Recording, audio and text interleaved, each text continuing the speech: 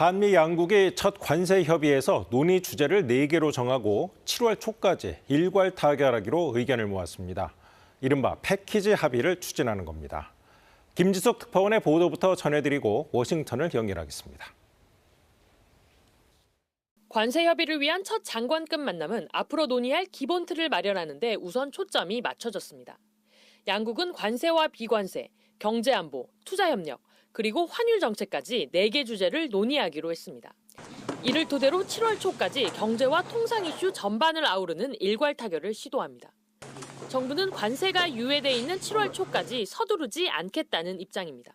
한국의 정치 일정과 통상 관련 법령, 국회와의 협력 필요성 등 앞으로 협의에 있어 다양한 고려 사항이 있음을 설명하고 이에 대한 미측의 이해를 요청하였습니다. 정부는 한국에 부과된 25% 상호 관세와 주력 수출 상품, 자동차 관세에 대한 우리 국민들의 우려를 미국 측에 전했습니다. 한국에 대한 관세 면제와 예외가 필요하다고 강조하면서 대신 트럼프 대통령이 관심 갖는 조선업과 에너지 분야에서 한국의 기여 방안을 제시했습니다. 세관 품목 관세 및 향후 부과될 일체의 관세를 면제해 줄 것을 재차 요청하였습니다. 이번 협의에서 주한미군 방위비 분담금에 대한 미국 측의 언급은 없었습니다. 중국 관련 언급과 한미 FTA 재개정, 소고기 수입 확대 등 우리 측의 민감한 문제도 거론되지 않았습니다. 다만 진짜 협상은 이제 시작이라 미국의 요구는 앞으로 본격화할 거란 관측도 나옵니다. 네, 그럼 워싱턴으로 갑니다. 김지숙 특파원, 이번 첫 협의 결과에 미국 정부는 긍정적인 반응을 내놨죠. 트럼프 대통령의 반응이 관심이었는데요. 직접 언급은 없었습니다. 협상에 참여한 베센트 재무장관은 한국과 매우 성공적인 양자 회의를 가졌다고 설명했습니다. They came with their A game, and we will see if they follow through on that. 우리 정부의 제안을 최선의 제안이라고 반긴 게 눈여겨볼 만합니다.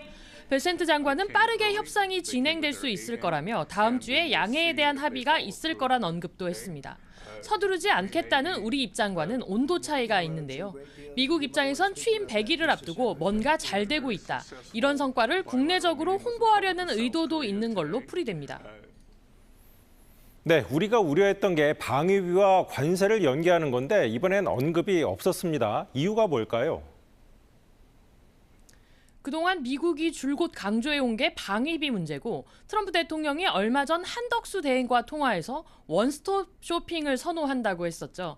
원하는 현안을 모두 협상 테이블에 올려놓고 일괄 협상을 하겠다는 뜻으로 해석됐는데 트럼프 대통령이 오늘은 관세 협상에서 군대 문제를 다루지 않을 거라고 말했습니다. 그런데 불과 지난주 일본과의 협상에선 주일미군 주둔 경비가 너무 적다고 직접 지적했었죠. 협상의 유불리에 따라 언제든 또 입장을 바꿀 가능성이 있습니다. 또 관세 문제가 어느 정도 해결된 이후 본격적으로 방위비를 손보겠다고 나설 수도 있어 우리로선 안심할 수 없는 상황입니다. 지금까지 워싱턴에서 전해드렸습니다.